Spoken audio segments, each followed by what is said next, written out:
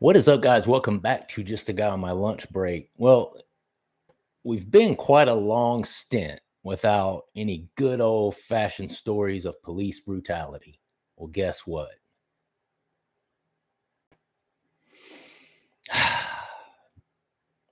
We have another one.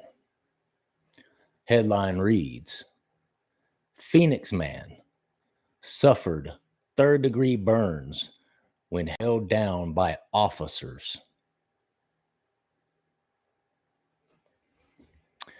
I want to take a look at this article and see what we have here. You know, a lot of times when we look at these police brutality situations, it's always a very, very controversial topic, right? Because the police and law enforcement are there to protect and serve, supposedly protect and serve.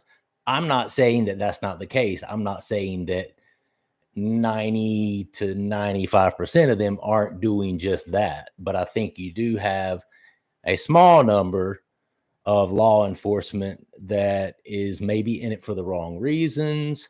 Maybe they are kind of a control hungry little twerp that got picked on when he was in school. And now that he's older and he has a badge and a gun, he's going out there and exacting his street justice on all these people that look similar to the guy who bullied him in high school.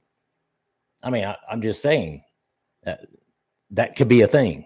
That could be a thing. So we're going to look at this article here really quick, and screen will go black for a split second, but I'll get it right back, I promise.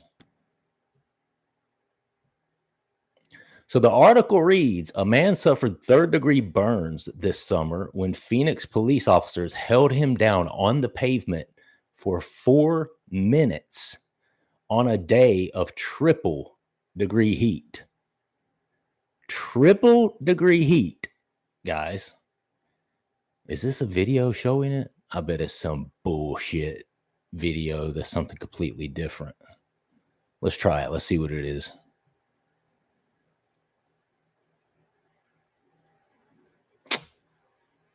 Like I said, some bullshit.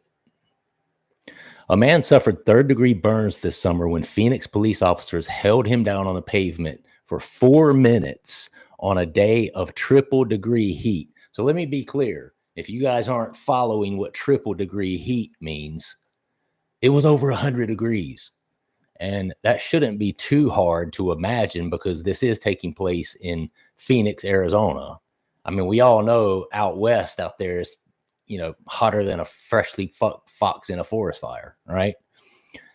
ABC 15 Arizona reported Tuesday that Michael Kenyon spent more than a month hospitalized with unbearable pain from burns on his face, arms, chest, and legs after the July 6 encounter with officers in a parking lot.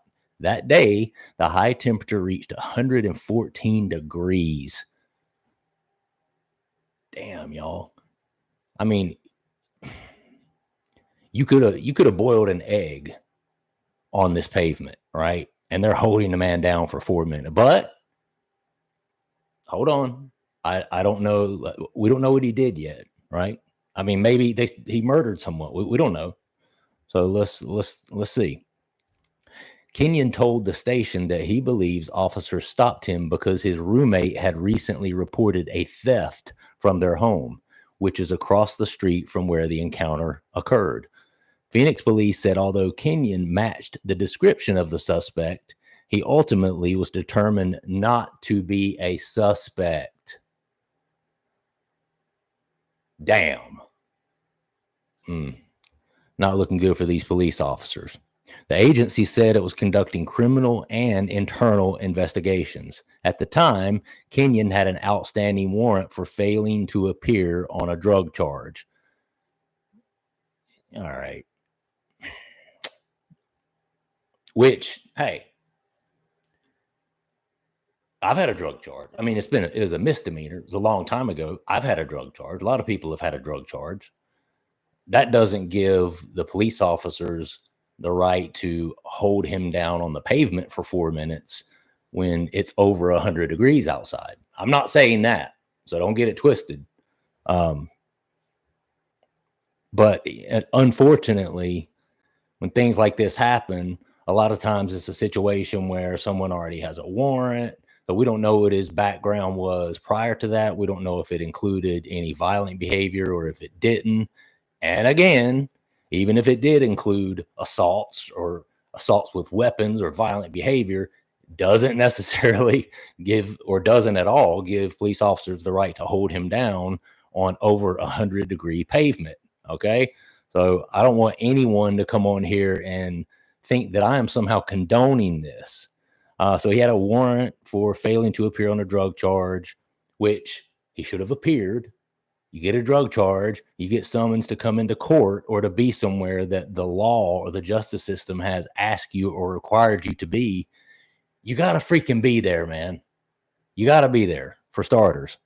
He said he didn't know about the warrant, and the department confirmed officers didn't know about it at the time as well. Okay, so the officers, they didn't even know he had a warrant. So what the hell were they doing, taking him and holding him down on over 100-degree pavement? Surveillance video showed Kenyon walking in the parking lot and getting stopped and questioned by officers who tried to detain him. Police say Kenyon was taken to the ground by officers after a struggle. Okay.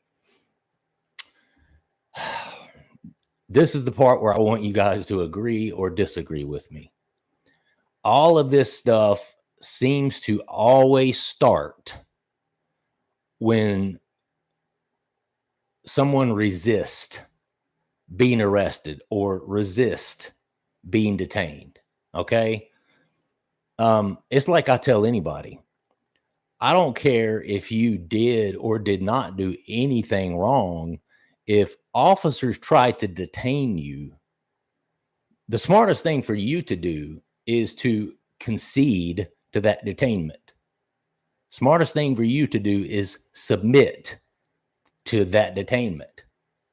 I mean, that you never know, and when there are people who have billy clubs, pepper spray, automatic weapons, when you're dealing with people that have those things, plus they come in numbers as well, why would you fight against them? I don't understand that. I don't understand why people do that. And this is one of those scenarios, and I've not seen the video. I've not seen the surveillance video. But I guarantee you I'm going to do another video finding it if it shows it. But either way, it showed, it said that he was taken to the ground after a struggle. Well, if they say you're under arrest or they need to talk to you further or they're trying to put your hands behind your back, if you resist them and you start trying to move away or you start trying to fight against them, if you don't just willingly let that happen, this is what we get. This is what we get. But then we turn around and we end up in a situation where now the police are under the gun, no pun intended, because they took this supposedly innocent person, threw him on the ground, and now he has third-degree burns and was in the hospital for over a month. When, if you look at the situation and how it all unfolded in real time, he was resisting arrest. He was resisting arrest, apparently. And apparently, the video shows this. This young man was burned to the third degree because his skin was cooked on the asphalt. Damn, said Bobby DeCello, one of Kenyon's attorneys. Scores of people are hospitalized with surface burns every summer in Phoenix, where sizzling sidewalks pose a painful danger to people as air temperatures soar into the triple digits. Young children, older adults, and homeless people are especially at risk for contact burns, which can occur within seconds when skin touches a surface of 180 degrees Fahrenheit. Holy shit balls. Contact burns typically occur by accident, often when a person trips and falls or suffers a heat stroke and collapses on the pavement. So you're telling me burns happen when people slip and fall and just hit the pavement for a second, and this guy was held down for 4 minutes on the asphalt? Holy fuck, man. This isn't the first time a person has alleged to have suffered burns when being detained on hot pavement by Phoenix police officers. In 2020, a 17-year-old girl suffered second-degree burns on her arms when Phoenix police officers pinned her on a sidewalk on a day when temperatures reached 113 degrees. The suit alleged that the teen's skin peeled off of her body when officers removed her from the sidewalk, an allegation denied in court papers by lawyers representing the police department. The lawsuit was dismissed in April 2022. Shit. All right. I'm going to look, and I hope this doesn't make the screen go black for you guys. I'm still trying to figure all this shit out. Actually, no, let me go back to it. What was his name? His name was Kenyon something. Shit. I was wanting to see what the man's full name was so that we could look and see. Here we go. Officer, what was his name? Kenyon. Michael Kenyon. Okay. Michael Kenyon. Let's see what he looks like here. And you know why I'm looking. Michael Kenyon. Oh, man. Let's see. Well, damn, that's not going to show him. Michael Kenyon. What does the guy look like? Shit.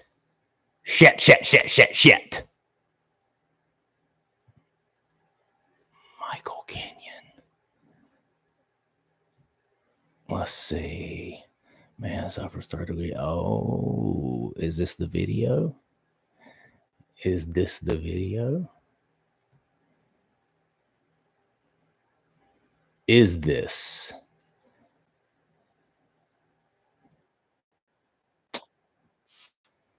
an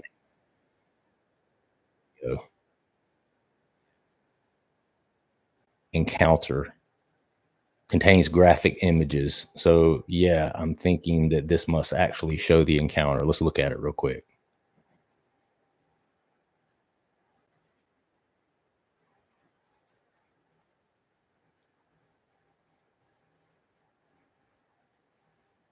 Tonight, we're back investigating a new, and we're warning you right off the bat, parts of this story are hard to watch. Yeah, this video shows officers on top of a man in the middle of the afternoon, in the middle of the summer, in the middle of a record-breaking heat wave. That man has not been charged for this incident. Okay. But spent more than a month in the hospital. Thank God, man. Jesus. I'm sorry. I am sorry. I know it makes me a horrible person, but thank God it was a white guy. God. Because if this would have been a black man, freaking Phoenix, Arizona, you think it's hot now, that motherfucker would be up in flames if this is a black guy, along with Las Vegas and California and about every other state. This just goes to show you. Officers be fucking with white people too. They be fucking white people up too. This just goes to show you he shouldn't have resisted. Let me guys. You guys let me know what you think about this. I'm curious. What do you think? Is this police brutality? Obviously, based on this video. I mean, we didn't really see the actual detainment or the takedown part of it. But is this something, what should happen to these officers? You know, if the guy obviously resisted arrest, but obviously there's some hot ass pavement there. So should somebody have thought to think, okay, this is probably going to burn the shit out of him. Maybe we should move him over here and throw him on the ground. I mean, you can't really say that when you consider that the guy is fighting with the police. And they, you know, he could have had a weapon. He could have pulled out a gun. He could have pulled out a knife. He could have just completely ran and evaded justice. So, you know, they kind of had to do what they had to do, especially when he resisted. But is this police brutality? What should they have done different? Someone tell me down in the comments. I'd love to know your thoughts on it. I got to bounce. Hope you guys have a wonderful, wonderful day. I'll see you next time. Peace. Oh, and subscribe to the channel, like the video, if you don't mind, please, because that really helps with the algorithm. All right, guys. Peace out. Have a good day.